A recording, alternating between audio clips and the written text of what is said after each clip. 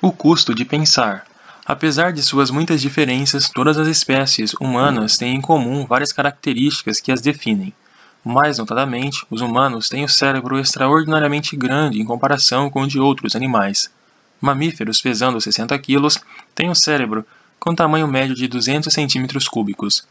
Os primeiros homens e mulheres, há 2,5 milhões de anos, tinham cérebros de cerca de 600 centímetros cúbicos. Sapiens modernos apresentam um cérebro de 1.200 a 1.400 centímetros cúbicos. Os cérebros dos neandertais eram ainda maiores. Que a evolução devesse selecionar cérebros maiores pode nos parecer óbvio. Somos tão apaixonados por nossa inteligência superior que presumimos que, em se tratando de capacidade cerebral, mais deve ser melhor. Mas, se fosse assim, a família dos felídeos também teria produzido gatos capazes de fazer cálculos, e porcos teriam, a esta altura, lançado seus próprios programas espaciais. Por que cérebros gigantes são tão raros no reino animal? O fato é que um cérebro gigante é extremamente custoso para o corpo, não é fácil de carregar, sobretudo quando envolvido por um crânio pesado, e ainda mais difícil de abastecer. No Homo sapiens, o cérebro equivale a 2 ou 3% do seu peso corporal, mas consome 25% da energia do corpo quando está em repouso. Em comparação, o cérebro de outros primatas requer apenas 8% de energia em repouso. Os humanos arcaicos pagaram por seu cérebro grande de duas maneiras. Em primeiro lugar, passaram mais tempo em busca de comida. Em segundo lugar, seus músculos atrofiaram. Como um governo desviando dinheiro da defesa para a educação, os humanos desviaram energia do bíceps para os neurônios. Dificilmente pensaríamos que essa é uma boa estratégia para a sobrevivência na savana. Um chimpanzé não pode ganhar uma discussão com o Homo sapiens, mas pode parti-lo ao meio, como uma boneca de pano. Hoje, nosso cérebro grande é uma vantagem, porque podemos produzir carros e armas que permitem nos locomovermos mais rápidos que os chimpanzés e atirar neles de uma distância segura, em vez de enfrentá-los em um combate corpo a corpo. Mas carros e armas são um fenômeno recente. Por mais de 2 milhões de anos, as redes neurais dos seres humanos continuaram se expandindo, mas com exceção de algumas facas de sílex e varetas pontiagudas, os humanos tiraram muito pouco proveito disso. Então, o que impulsionou a evolução do enorme cérebro humano durante esses 2 milhões de anos? Francamente, nós não sabemos. Outro traço humano singular é que andamos eretos sobre duas pernas. Ao ficar eretos, é mais fácil esquadrinhar a savana à procura de animais de caça ou de inimigos, e os braços, desnecessários para a locomoção, são liberados para outros propósitos, como atirar pedras ou sinalizar.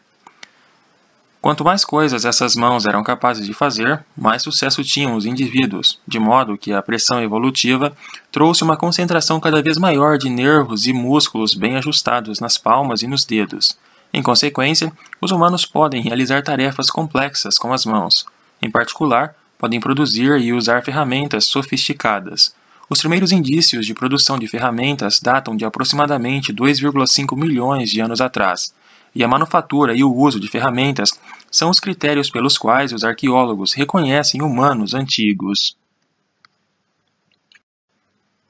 Mas caminhar com a coluna ereta tem lá suas desvantagens. O esqueleto de nossos ancestrais primatas se desenvolveu durante milhões de anos para sustentar uma criatura que andava de quatro e tinha uma cabeça relativamente pequena. Adaptar-se a uma posição ereta foi um grande desafio, sobretudo quando a estrutura precisou sustentar um crânio extra grande. A humanidade pagou por sua visão elevada e suas mãos habilidosas com dores nas costas e rigidez no pescoço. As mulheres pagaram ainda mais. Um andar ereto exigia quadris mais estreitos, constringindo o canal do parto, e isso justamente quando a cabeça dos bebês se tornava cada vez maior. A morte durante o parto se tornou uma grande preocupação para as fêmeas humanas. As mulheres, que davam à luz mais cedo, quando o cérebro e a cabeça do bebê ainda eram relativamente pequenos e maleáveis, se saíam melhor e sobreviviam para ter mais filhos. Em consequência, a seleção natural favoreceu nascimentos precoces. E, de fato, em comparação com outros animais, os humanos nascem prematuramente, quando muitos de seus sistemas vitais ainda estão subdesenvolvidos. Um potro pode trotar logo após o nascimento. Um gatinho deixa a mãe para buscar alimento por conta própria com poucas semanas de vida. Os bebês humanos são indefesos e durante muitos anos dependem dos mais velhos para sustento, proteção e educação. Esse fato contribuiu enormemente para as extraordinárias habilidades sociais da humanidade e, ao mesmo tempo, para seus peculiares problemas sociais. Mães solitárias dificilmente conseguiam obter comida suficiente para sua prole e para si mesma, tendo crianças necessitadas sob seus cuidados. Criar filhos requeria a ajuda constante de outros membros da família e de vizinhos. É necessária uma tribo para criar um ser humano. A evolução, assim, favoreceu aqueles capazes de formar fortes laços sociais. Além disso, como os humanos nascem subdesenvolvidos, eles podem ser educados e socializados em medida muito maior do que qualquer outro animal. A maioria dos mamíferos sai do útero, como cerâmica vidrada, saindo de um forno. Qualquer tentativa de moldá-los novamente apenas irá rachá-los ou quebrá-los. Os humanos saem do útero, como vidro derretido saindo de uma fornalha. Podem ser retorcidos, esticados e moldados com surpreendente liberdade. É por isso que hoje podemos educar nossos filhos para serem cristãos ou budistas, capitalistas ou socialistas, belicosos ou pacifistas. Presumimos que um cérebro grande, o uso de ferramentas, uma capacidade superior de aprender e estruturas sociais complexas são vantagens enormes. Parece óbvio que esses atributos tornaram a humanidade o animal mais poderoso da Terra. Mas os humanos desfrutaram de todas essas vantagens por 2 milhões de anos, durante os quais continuaram sendo criaturas fracas e marginais.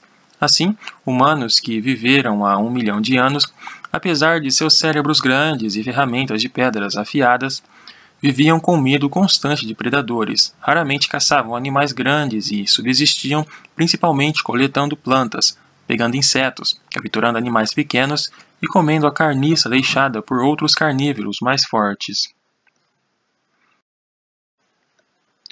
Um dos usos mais comuns das primeiras ferramentas de pedra foi abrir ossos para chegar até o tutano. Alguns pesquisadores acreditam que esse foi o nosso nicho original. Assim como os pica-paus se especializaram em extrair insetos dos troncos das árvores, os primeiros humanos se especializaram em extrair o tutano dos ossos. Por que o tutano? Bem, suponhamos que você esteja observando um bando de leões abater e devorar uma girafa. Você espera pacientemente até eles terminarem. Mas ainda não é a sua vez, porque primeiro as hienas e os chacais, e você não ousa se meter com eles. Reviram as sobras. Só então você e seu bando ousam se aproximar da carcaça, olhando com cuidado à sua volta e explorar o único tecido comestível que restou. Isso é essencial para entender nossa história e nossa psicologia. A posição do gênero Homo na cadeia alimentar era, até muito pouco tempo atrás, solidamente intermediária. Durante milhões de anos, os humanos caçaram criaturas menores e coletaram o que podiam, ao passo que eram caçados por predadores maiores. Somente há 400 mil anos que várias espécies de homem começaram a caçar animais grandes de maneira regular. E só nos últimos 100 mil anos, com a ascensão do Homo sapiens, esse homem saltou para o topo da cadeia alimentar.